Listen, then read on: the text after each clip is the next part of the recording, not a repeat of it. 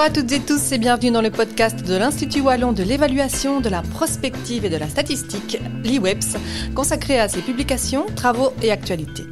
À la présentation Aurélie Hendrix et à la technique Laurent Verly. Alors à l'approche de la semaine de la mobilité qui aura lieu du 16 au 22 septembre, nous recevons aujourd'hui Valérie Boumbeek, chercheuse à l'IWEPS, pour nous parler d'un rapport de recherche intitulé « Vers une mobilité active et inclusive en Wallonie ». Analyse qualitative des pratiques et usages de femmes, publié fin juillet et rédigé avec une équipe de recherche de l'Université de Liège. Bonjour Valérie. Bonjour Aurélie. Alors, c'est un projet qui a été initié fin 2022 par le ministre wallon en charge de la mobilité et le service public de Wallonie, mobilité et infrastructure, c'est bien ça ? Tout à fait, donc c'est un projet de recherche qui s'est intitulé « Vers une mobilité active et inclusive ».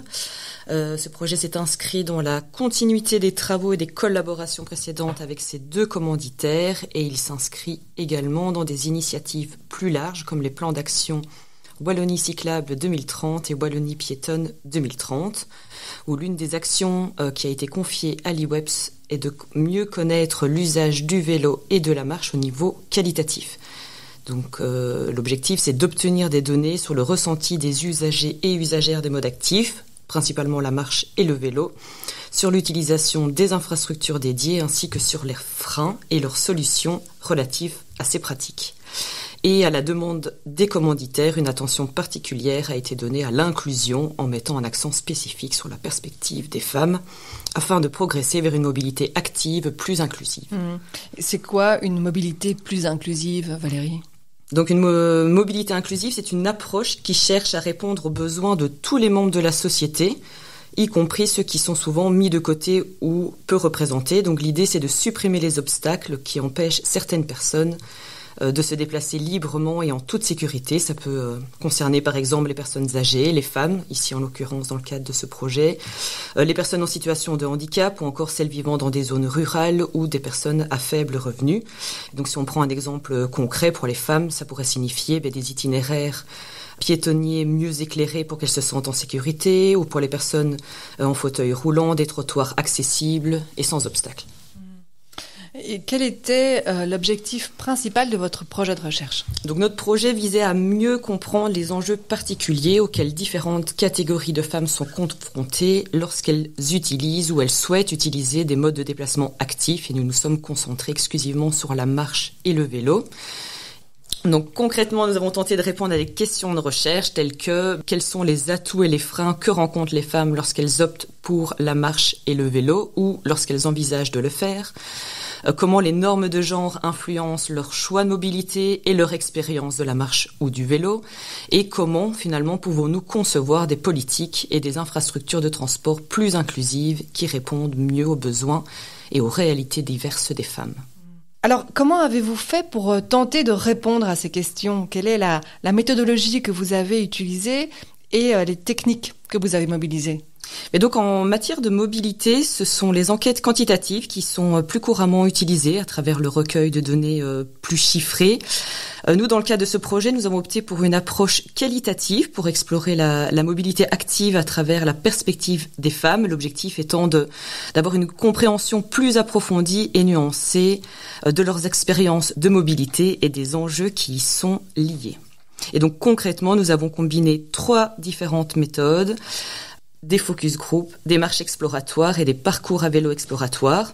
Donc les focus group nous ont permis de rencontrer des femmes, qu'elles soient usagères ou non de la marche et du vélo, pour recueillir leurs témoignages sur leurs pratiques, les avantages et les obstacles qu'elles rencontrent, ainsi que les leviers qui pourraient les encourager à adopter ces modes de déplacement.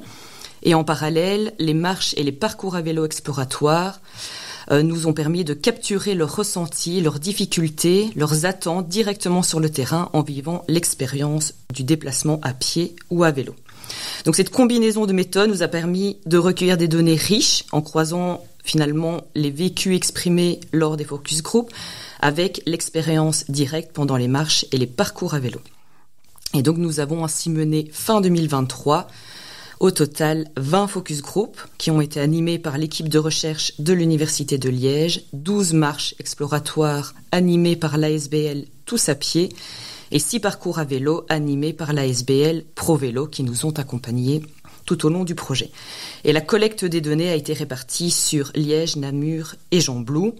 Et nous avons ainsi recueilli les expériences de femmes et identifié à travers leurs déclarations les atouts et les freins à la pratique de la marche et du vélo, ainsi que les pistes de solutions pour promouvoir ces modes de déplacement actifs par les femmes et pour les femmes. Quels sont donc ces atouts et ces freins ? Mais donc les déclarations des participants nous ont permis d'identifier à la fois des enjeux communs à la marche et au vélo, ainsi que des spécificités propres à chacun de ces modes de déplacement. L'approche que nous avons adoptée, donc comme je l'ai dit, est qualitative, mais elle est également exploratoire. Donc c'est-à-dire que plutôt que de creuser en profondeur chaque thématique, nous avons surtout cherché à mettre en lumière la diversité des thématiques. Et je voudrais également préciser que notre démarche ne permet pas de mesurer la fréquence des propos des participantes. Certains atouts ou freins ont été évoqués par un grand nombre de participantes, alors que d'autres ont été évoqués de manière plus marginale. Par rapport aux atouts, nous avons identifié 5 atouts principaux de la pratique de la marche et ou du vélo.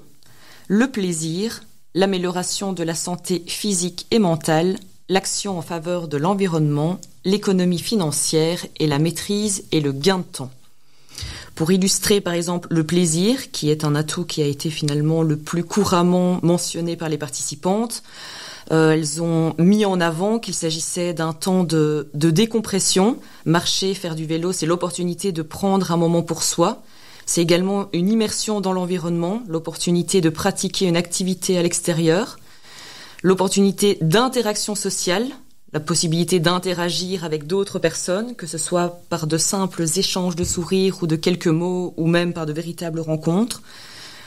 C'est également une opportunité d'être ensemble, de partager des moments privilégiés avec ses proches, avec ses enfants. Et alors peut-être, pour illustrer un deuxième atout, cité quand même par plusieurs participantes, l'aspect environnemental, donc marcher ou faire du vélo, c'est bon pour la planète. Ce sont des modes de déplacement qui ne contribuent pas à la pollution de l'air, qui présentent une empreinte carbone faible, voire nulle, et de manière accessoire ne génèrent pas de nuisances sonores. Et donc ce qui améliore la qualité de vie en milieu urbain. Voilà donc pour les atouts. Qu'en est-il des freins ? Nous avons identifié 9 freins principaux à la pratique de la marche et ou du vélo. Premièrement, la dépendance à la voiture. Ensuite, la mauvaise qualité des infrastructures. La confrontation avec les autres usagers et usagères de la voie publique. Le harcèlement et l'insécurité. Cinquièmement, la charge logistique. Ensuite, l'intériorisation des normes en termes d'apparence physique, les nuisances environnementales, la réalité et la perception des enjeux physiques et des compétences, et enfin le coût financier. Donc de nouveau, je ne vais pas détailler tous les freins identifiés, mais peut-être la mauvaise qualité des infrastructures qui a été le frein le plus couramment mentionné par les participantes. Elles ont par exemple mis en avant que les pistes cyclables pouvaient être mal entretenues ou discontinues, ce qui les oblige à partager la route avec les voitures et ce qui peut également augmenter le risque d'accident. Les piétonnes ont quant à elles mis en avant les trottoirs qui peuvent être trop étroits, encombrés, voire inexistants, notamment en milieu rural, ce qui rend la marche peu agréable et parfois dangereuse. Les participantes ont également évoqué le manque ou la mauvaise qualité de l'éclairage, le manque de mobilier urbain comme les bancs ou les toilettes publiques pour les femmes. Et spécifiquement aux cyclistes, la difficulté à trouver un endroit pour stationner leur vélo confortablement et surtout de manière sécurisée. Un autre exemple, la confrontation avec les usagers et usagères de la voie publique. Là, les participantes ont mis en avant les conflits avec les automobilistes. Certains d'entre eux peuvent manquer de respect et d'attention en roulant trop vite ou trop près d'elles lorsqu'elles circulent à vélo. En plus des automobilistes, des tensions peuvent également survenir entre les cyclistes et les piétons et piétonnes, mais également avec les usagers et usagères des trottinettes électriques. Et ces altercations peuvent parfois évoluer vers des échanges d'insultes. Votre travail de terrain a également mis en évidence de manière transversale des enjeux de genre et, à la lumière d'une revue de la littérature, vous avez mis en perspective les défis particuliers auxquels les femmes sont confrontées en matière de mobilité. Donc tout à fait, nous avons vu que les femmes, en tant que personnes et souvent en tant que mères, vivent des expériences uniques en matière de mobilité active. Des participantes ont exprimé le plaisir qu'elles trouvent à partager des moments à pied ou à vélo avec leurs enfants, l'importance de transmettre même ses habitudes, surtout pour le vélo. Elles voient également ces modes de déplacement comme une façon d'agir pour l'environnement et de donner aussi l'exemple à leurs enfants. De plus, la marche et le vélo ne sont pas seulement pratiques, c'est également une manière pour elles de gagner du temps et de trouver un moment de liberté dans une vie souvent chargée. Donc bien entendu, certains freins comme le mauvais entretien des infrastructures ou la peur du vol de vélo touchent aussi bien les hommes que les femmes, mais ils sont souvent amplifiés pour les femmes. Donc d'une part, les femmes sont encore majoritairement responsables des enfants et des tâches ménagères, ce qui les oblige finalement à naviguer avec des poussettes, des caddies ou avec des sacs de course. Elles ont également cette charge logistique complexe avec des trajets fréquents entre la maison, l'école, le travail, les magasins, ce qui limite parfois leur choix de mobilité. Et alors d'autre part, les femmes peuvent se sentir moins légitimes ou moins assertives dans l'espace public par rapport aux hommes. Elles se perçoivent comme physiquement moins fortes pour parcourir de longues distances, que ce soit à pied ou à vélo, ou moins capables pour certaines tâches techniques comme réparer un vélo. C'est ce qui a été mis en évidence par plusieurs participantes cyclistes. Il y a également toutes les notions de harcèlement sexuel et les pressions sur l'apparence physique comme le fait d'être bien coiffé ou de porter des vêtements spécifiques qui sont également des facteurs qui limitent leur liberté de mouvement. Et donc c'est ainsi que nous proposons dans le rapport une analyse transversale en s'appuyant sur des ressources théoriques et qui explore donc ces défis particuliers auxquels les femmes sont confrontées en matière de mobilité. Nous développons ainsi 3 axes, l'organisation du temps et la répartition des tâches, la perception de soi et l'insécurité et le harcèlement. Vous faites aussi dans ce rapport des propositions concrètes qui visent à améliorer les conditions de la mobilité active. Nous avons effectivement amené les participantes à imaginer des pistes de solutions en vue d'améliorer les conditions de la mobilité active, soit en limitant les freins qu'elles avaient identifiés ou en renforçant les atouts. Leurs déclarations nous ont ainsi permis d'identifier 2 axes principaux, donc à la fois des propositions concrètes et matérielles, mais également des propositions davantage socio-culturelles. En ce qui concerne les propositions concrètes et matérielles, par exemple, nous retrouvons en termes d'infrastructures des aménagements de trottoirs larges et confortables pour les piétons et les piétonnes, l'entretien des infrastructures dédiées aux usagers et usagères des modes actifs, l'aménagement de parkings vélos sécurisés. On retrouve également des propositions en matière de politique de mobilité avec la réduction de la présence de la voiture dans l'espace public, la limitation de la vitesse des voitures et ponctuellement des vélos. Une meilleure connaissance et le respect du code de la route par les usagers et usagères de la voie publique ou l'organisation de déplacements collectifs à pied et à vélo. En termes de politique urbaine, les participantes ont évoqué par exemple la végétalisation de l'espace public, la limitation de l'étalement urbain et la dépendance à la voiture. Et alors en termes de gouvernance, par exemple davantage de prise en considération des besoins des piétonnes et des cyclistes dans les projets.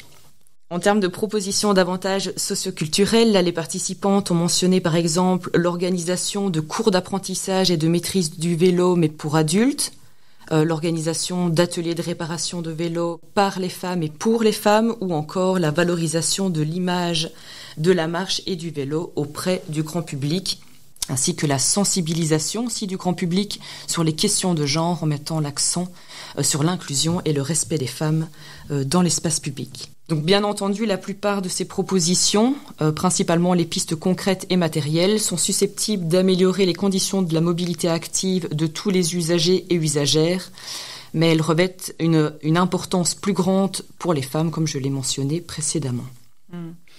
Peut-être quelques mots en guise de conclusion, Valérie ? Donc selon nous, il est nécessaire que ces propositions soient mises en perspective, d'une part avec les initiatives existantes, approchantes ou déjà testées en Wallonie, et dans un contexte plus large avec les autres régions, mais aussi à l'étranger, et d'autre part avec les stratégies politiques actuelles comme la nouvelle déclaration politique régionale wallonne. Nous souhaitons également attirer l'attention sur le fait que des actions uniquement axées sur la mobilité, qu'il s'agisse d'infrastructures ou de politique, ne suffira pas. Nous devons élargir notre approche pour inclure d'autres domaines comme l'aménagement du territoire, la sécurité routière ou même des aspects sociaux et environnementaux. Il est également essentiel d'adopter une approche transversale nécessitant une collaboration étroite avec des parties prenantes publiques, privées et associatives. Donc en somme, pour vraiment avancer vers une mobilité active plus inclusive, donc c'est-à-dire qui bénéficie à toutes et à tous, il est indispensable d'intégrer également les besoins des piétons et piétonnes et des cyclistes dans les projets et les processus décisionnels en les impliquant directement à travers des enquêtes ou des panels citoyens. Merci Valérie Boumbeck de nous avoir parlé de ce rapport de recherche intitulé, je le rappelle, vers une mobilité active et inclusive en Wallonie, analyse qualitative des pratiques et usages de femmes. Il est disponible gratuitement sur notre site web dans la rubrique publications. Je vous invite à le lire pour en savoir plus et je vous dis à bientôt pour un nouveau numéro du podcast de l'IWEPS.